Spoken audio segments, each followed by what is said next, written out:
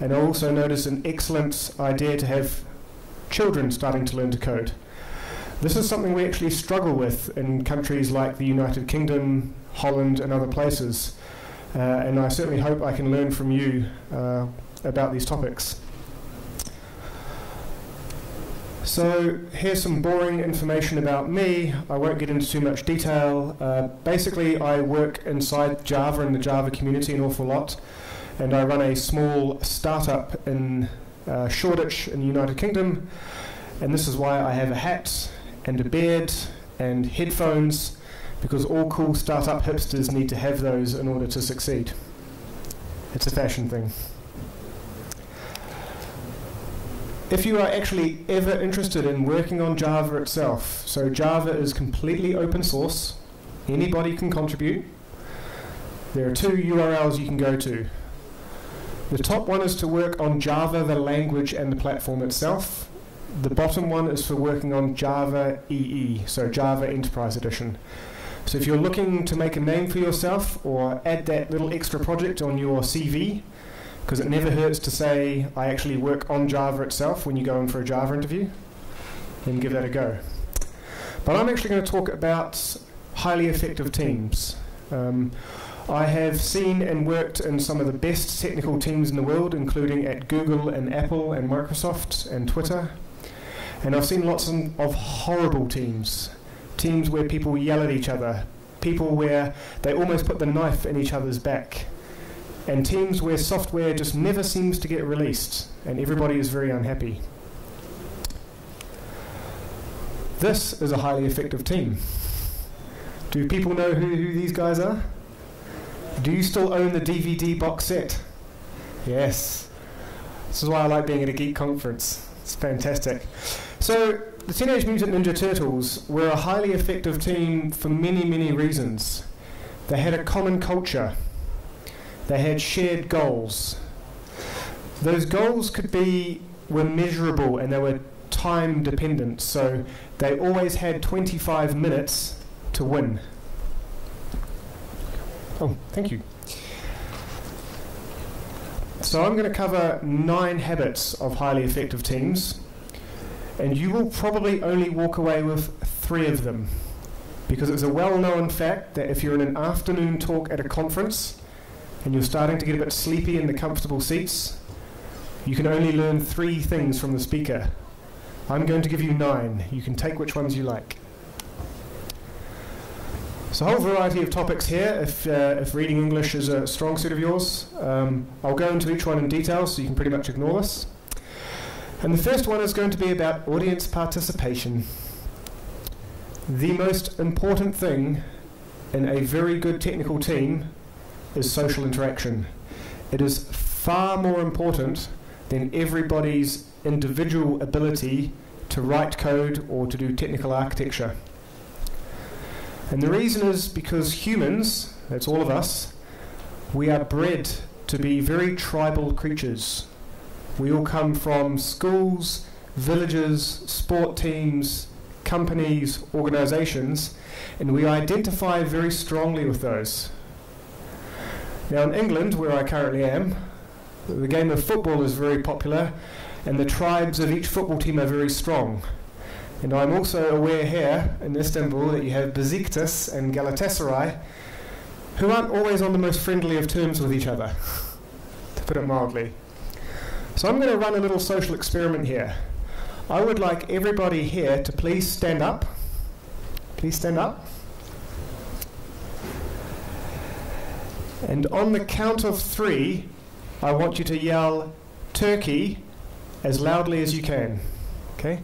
1, 2, 3, go. Turkey. Not bad. Please sit down. Now, I don't think that was very good. Can this tribe over here do better than that tribe? Yeah? Okay, please stand up and prove to this tribe that you are a better tribe. On the count of 3, I would like you to yell out Turkey as loudly as possible. 1, 2, 3, go. Turkey. Not bad. Certainly better than the first tribe. Now, third tribe, I know you have fewer numbers, but there's a competitive streak here, isn't there? You want to win, don't you? Can you please stand up? Let's show this bigger group how loudly you can say your country's name. In English, unfortunately, I do apologise for that. On the count of 3. 1, 2, 3, go.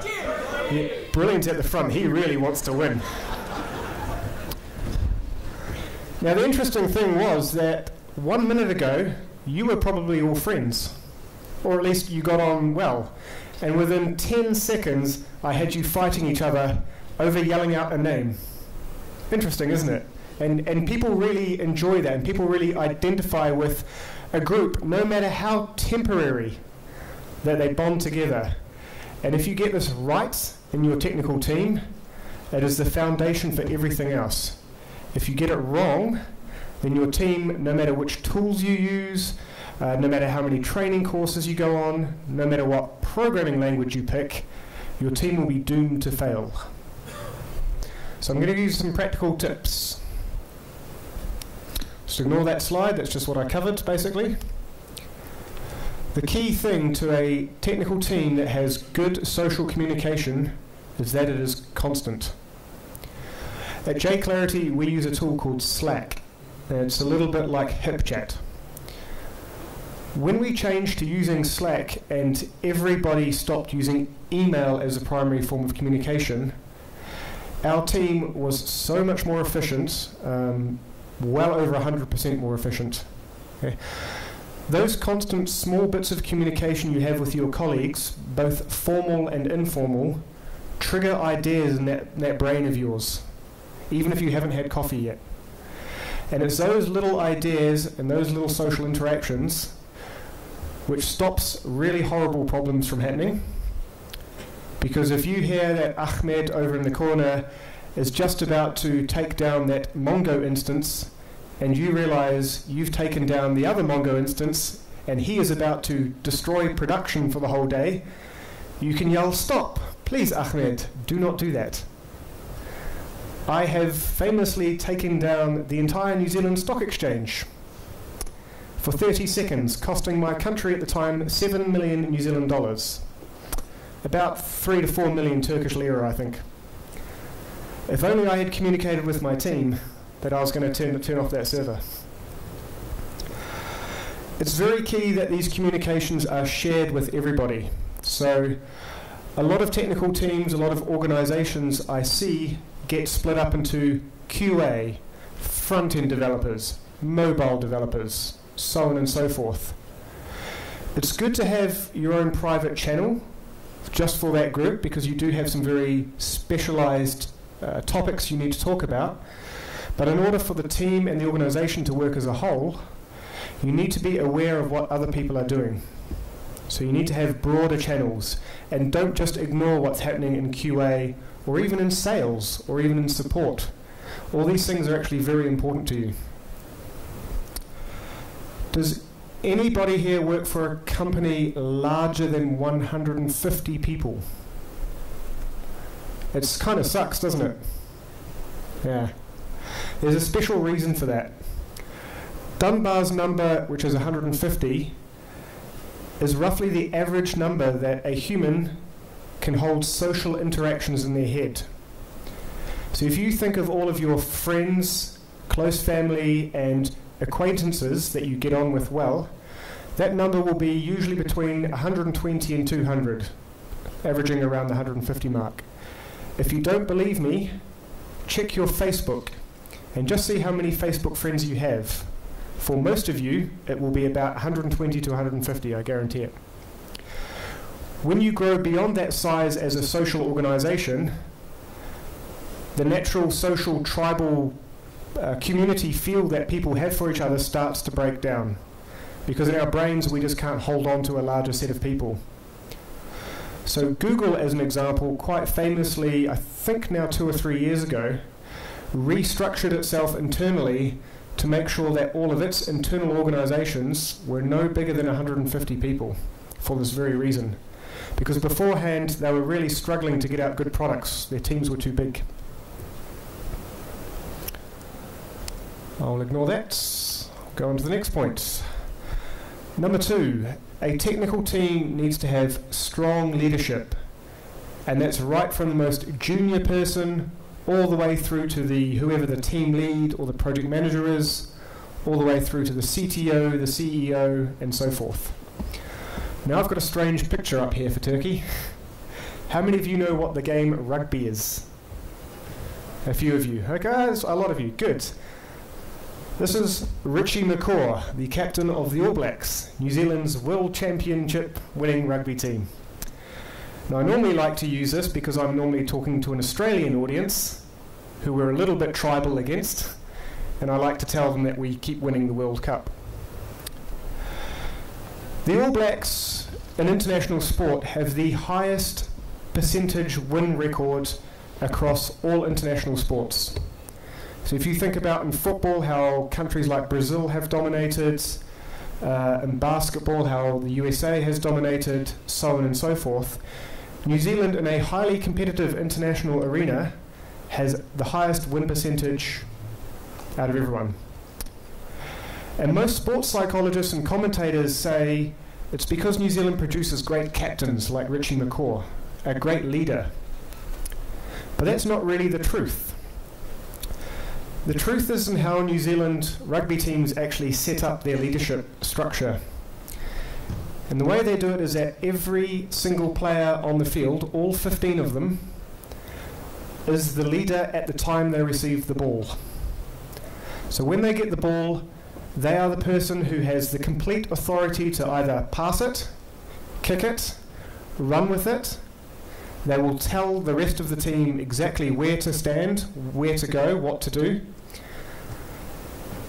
And so even though Richie McCaw here is the captain, he is only really the captain in terms of he talks to the referee when somebody's done something a little bit naughty. Every single other time, the person who has the ball gets complete leadership. And that is actually the secret to the New Zealand rugby team. So everybody is equal, and everybody is given leadership in their particular area. So it's a very interesting idea.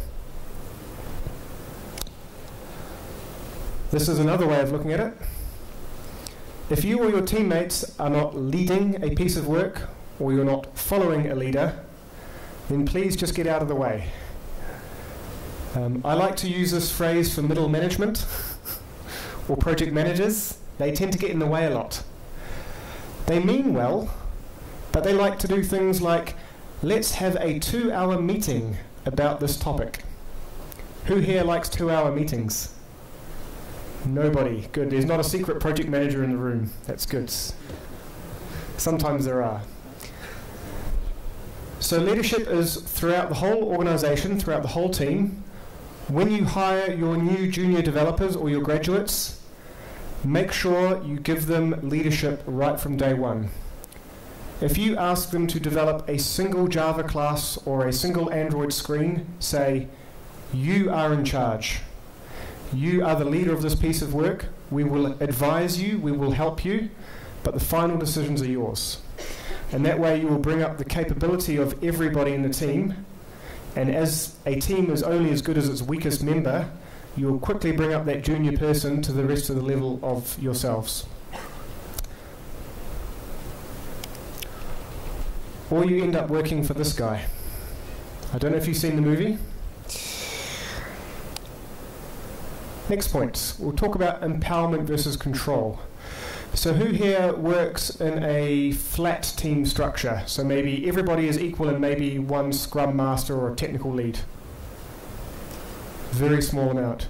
Who works in an organization that has a senior developer, a mid-level developer, a junior developer, a technical team lead, a project manager, a middle manager, a CEO? Okay. I am very sorry for you.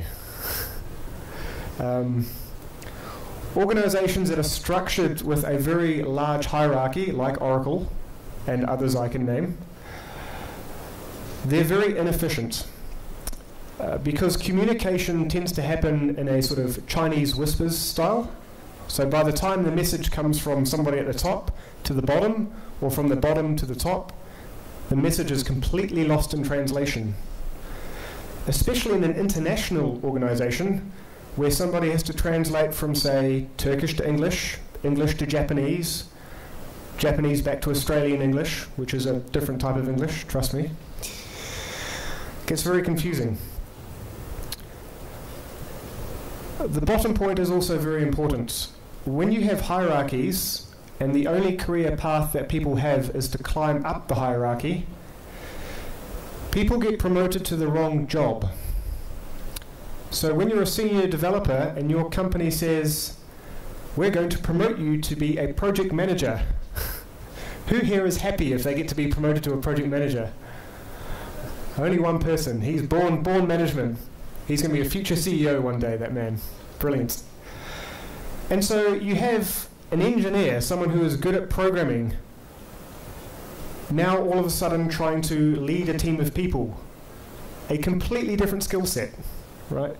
Most engineers, 99.9% of engineers I know, I'm sorry to say, they suck at being project managers, right? It's just not in their DNA. It's not their skill set. So why companies force this, I do not know, and it's called the Peter Promotion Principle. I was recently promoted to be the CEO of my company. I'm an engineer. I pointed this principle out to my investors, and they're now panicking, which is good. If I'm lucky, they'll fire me shortly.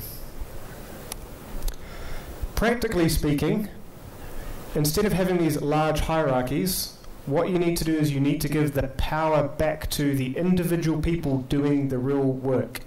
Okay? So if you have a systems architect or an architect in your team who does not code, tell them to start coding. Okay? Decisions should be made by the team as a whole. The reason is because if everybody believes in the decision and understands it, then you will all work in the same direction. But if half of your team didn't really understand the decision or don't agree with it, they will start working in opposite directions. So it's very important you hand the control back to the people. I'll give a concrete example. If strategically your company needs to do an iOS port from Android just to get some extra cash, because everybody knows that Apple owners have just got bags of cash in their pockets, right? That's at least what Apple would like to tell us. So strategically, that's what needs to happen for the company. Tactically speaking, you should leave it up to the engineers to decide how they're going to achieve that. They are the experts in software development.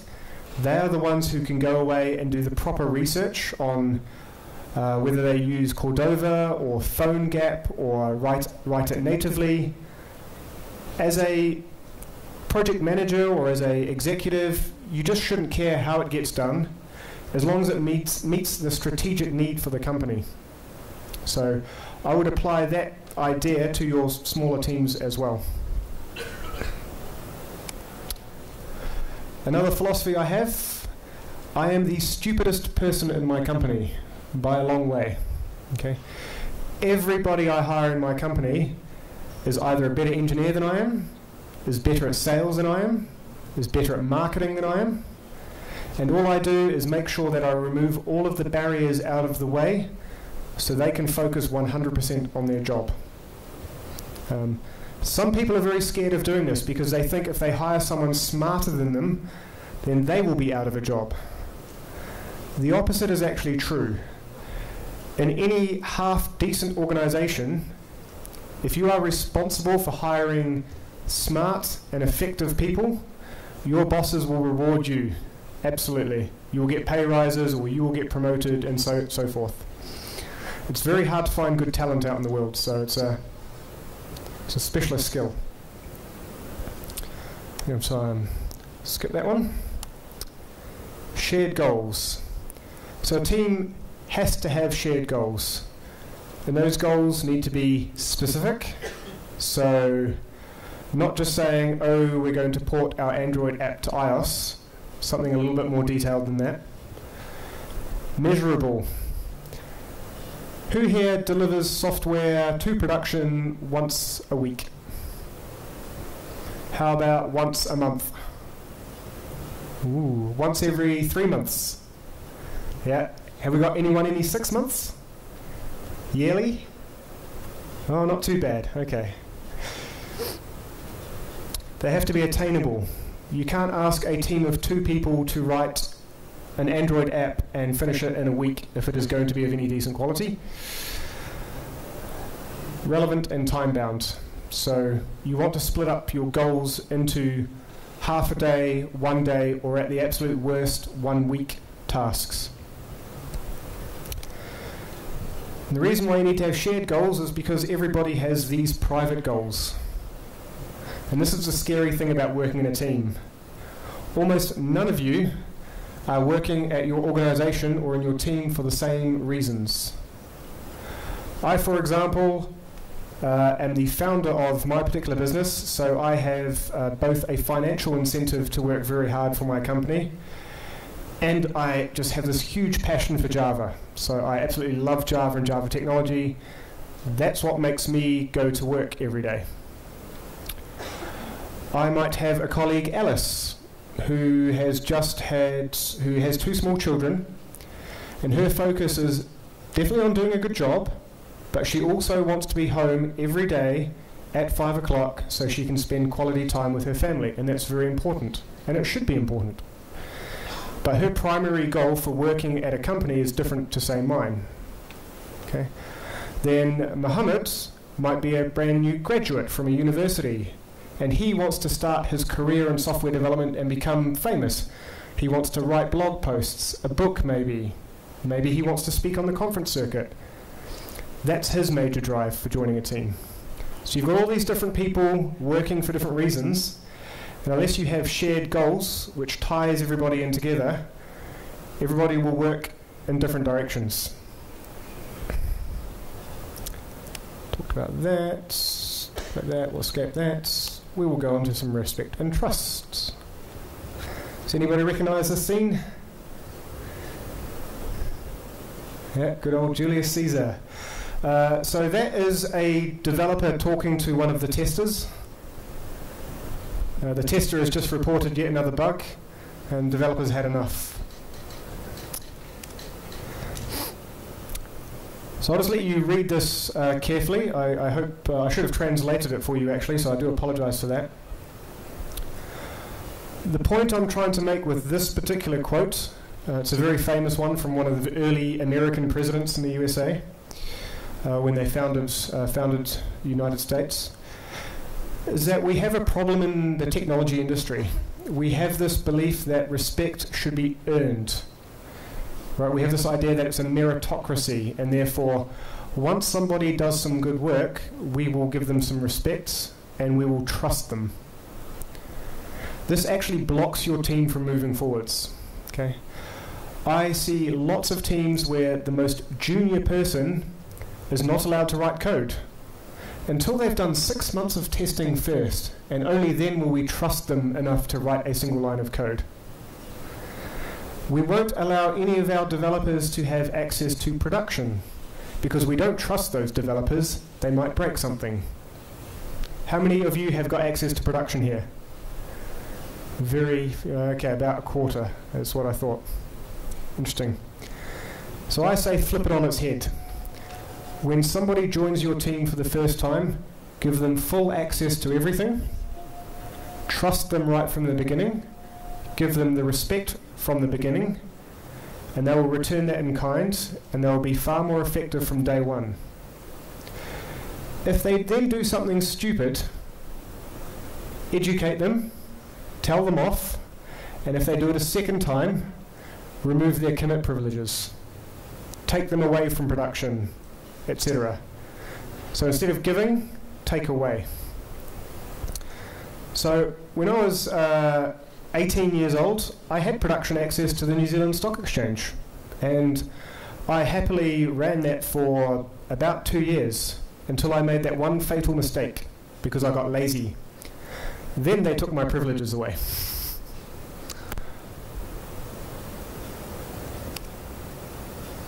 I think I've covered most of this. You can see if there is a lack of trust and respect in the team because people will start going behind each other's back.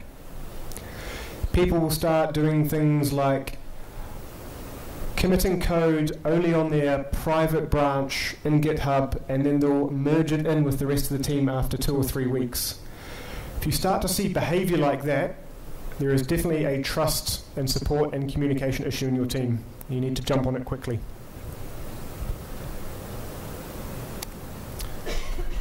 So, in summary, respect is assumed from the beginning. You trust people by default. You give people responsibility right from the very start.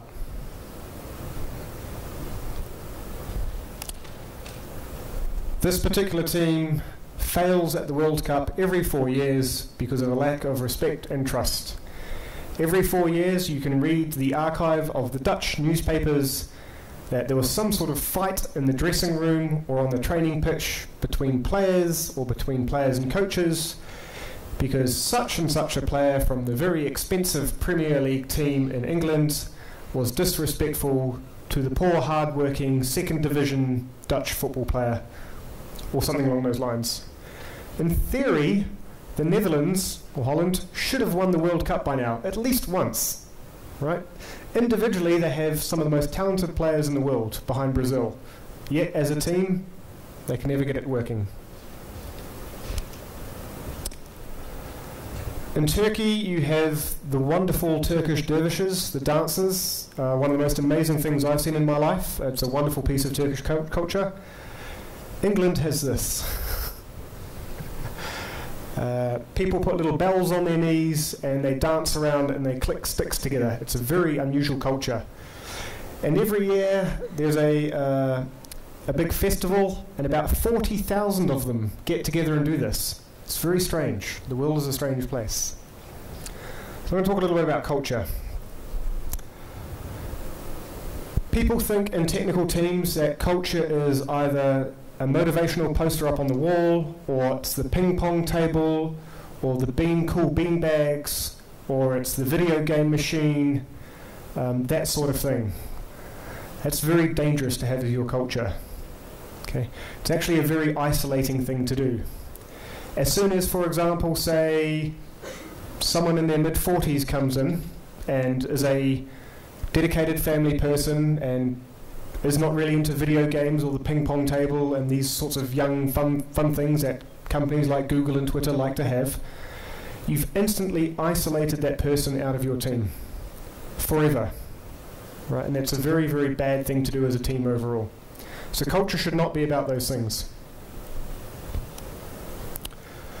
Culture should be about things that you can share together as a team. Things like, do not screw the customer. Okay, so never do any damage to the customer. That is a shared culture. We value test-driven development. That is a culture. We always ship high-quality software. That is a culture. We are brave and innovative, and we explore new technologies. That is a culture that you can share across a team, no matter the background of the individual. So when you are building a technical team culture, focus on those aspects, not things like the ping pong table or the motivational poster that the boss has put on the wall. I will tell you my horror story. I was 22 years old in New Zealand and I was given my first big technical team to run, and I was very proud of myself. Half of the team was in Bangladesh, and I thought, I know how to solve this offshoring problem, the bad communication, the them and us. I will fly over the team from Bangladesh for 2 weeks, and we will all get together and we'll whiteboard sessions and we'll learn each other's language and we will code together, and when they go back to Bangladesh we will all work very well together. So the flight came in and I met them at the airport, and the very first thing I did was I took a group of Muslim vegetarians to a pub which served alcohol for a barbecue which had meat in it. Right? Because that is the New Zealand culture. So when we welcome people into New Zealand, socially speaking, that is the first instinct we have. We take them to the pub, which is a social setting that we have in New Zealand, and barbecuing is a very strong social community thing we do in New Zealand. Utterly, utterly stupid thing for me to do and horribly wrong. Do not do those sorts of things when it comes to setting a culture in your team. I learned a very valuable lesson that day. How am I going for time? Still got 10 minutes, I think. Cool. The next effective habit is automation and tools. Have people here heard of DevOps? DevOps a little bit? Okay, cool. If you haven't heard of DevOps, that is one big takeaway you should take from this talk. So write it down or remember it, go and Google it, and start investigating. DevOps will change your life. So manual tasks are stupid, right? You are a programmer, you can automate things. Anytime you are doing a manual task in your job, the second time you do it, you should immediately be thinking about, how can I automate that away so I don't have to do it again manually? And typically what people have to do manually are production or deployments to test or production. People have to manually fill out timesheets or expense claims. Utterly ridiculous and stupid. And the reason is you want your team, again, to focus on what they're actually good at. So engineers are good at engineering. They're good at coding. They're good at architecture. They're good at design documents. They're good at analysis. If you are wasting their time by getting them to do timesheets, expense claims, answering too many support calls, some are good but not too many, so on and so forth, your team will be very ineffective.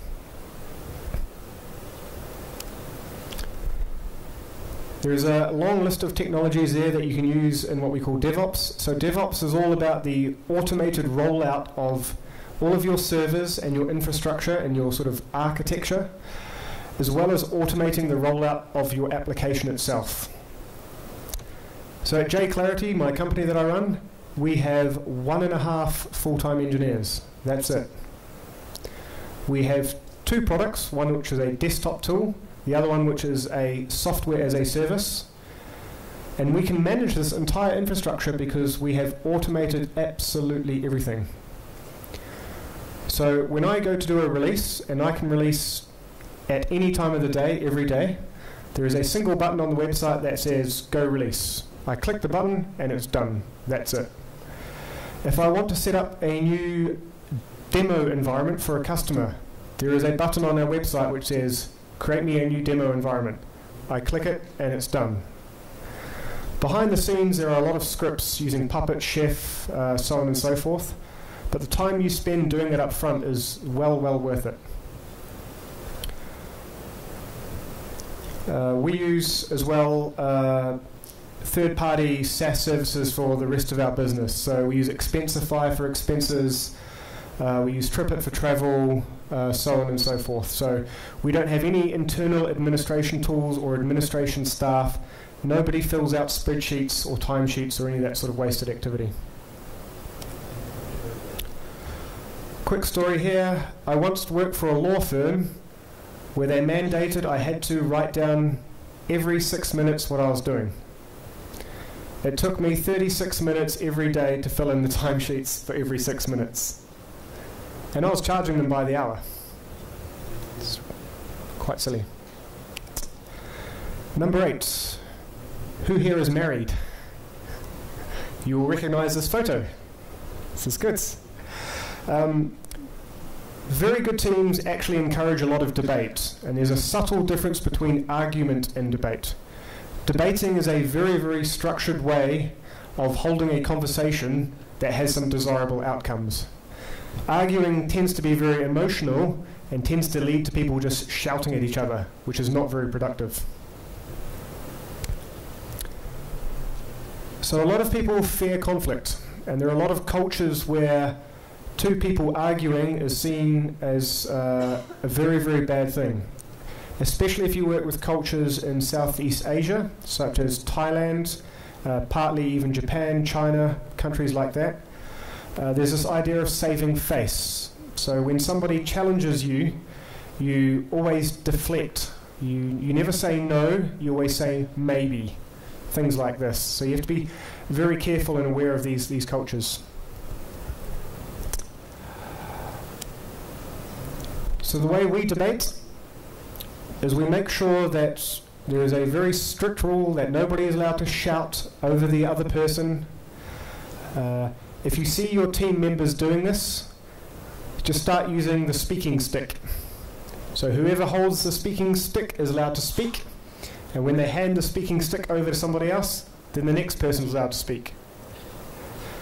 It's like dealing with 5-year-old children at school. But within about 1 week, everybody is a little bit ashamed of themselves, and they start to behave like adults again. It's very important to take breaks when you're having a technical debate. So every 15 minutes, we at J-Clarity, we typically stop, and we go and have a coffee or a tea or a water, or we discuss something else briefly, and then we go back to the discussion. And that stops any feeling of anger or resentment or fear or any of those negative emotions from building up in a person, which means there's more productive debate and less arguing that happens. Does anybody here own a BlackBerry? Oh, one person, cool. So they used to be the biggest mobile phone company in the world. And they had a strict mandate from above that they would not tolerate anybody inside the company having a debate about whether the little clicky keyboard was not the best thing in the world. So when a research and development arm inside BlackBerry said, hey, there's this new wave of touch phones coming in, we can swipe the screens, we really need to look into this. And we have the budget to do it. BlackBerry was sitting on a cash pile which you and I can only dream of. Probably worth more than my entire country in New Zealand. But because they did not allow debate, BlackBerry almost died as a company. It's barely holding on to life right now. Yet they were the dominant player in the market. All happened in 1 year. So you can see what happens if you stifle debate. It's very, very dangerous for any team, any organization. I think I'm going to be running out of time quickly here, so I'm just going to skip this next section. You can come and have a chat to me afterwards and I can show you, but it's basically a spreadsheet-based framework on how you make technology decisions empirically as opposed to emotionally, or as opposed to, in my experience, X is better. The last point I'm going to make is that diversity is extremely important in technical teams. And that's why I was so pleased to see so many women, so many people of different ages and backgrounds here in Turkey, because we have a real problem in the West, in particular about this, that we build lots of products which fail in the market because the teams building them don't understand the consumers or the people, the rest of the human race that they're building for. And it's very, very dangerous. Obligatory photo. Diversity means that you are allowed to hire people who don't have a computer science degree. Okay? My chief scientist is an electrical engineer. My CTO is actually a biochemist. I'm the only person in the company with a computer science degree. Yet we're doing deep dive artificial intelligence, machine learning, and other cool computer science stuff. Not required. Does anybody remember Nokia? Same problem as BlackBerry. Well, slightly different problem. Nokia had this policy of only hiring the same types of people from the same towns inside the same country. This lack of diversity meant they never saw the train coming. And boy, did the train hit Nokia hard. I remember the 9110. That was a really cool phone. Nokia is now dead as a company. So, that's the end of my talk. Unfortunately, I think I have actually run out of time. This is my cunning way that I don't have to reply to questions in Turkish. But if you do want to have a chat further, then I'll just pop down there and you can speak to me then. But again, thank you very much for having me here in Istanbul, and I hope you have a great rest of the day. Thank you.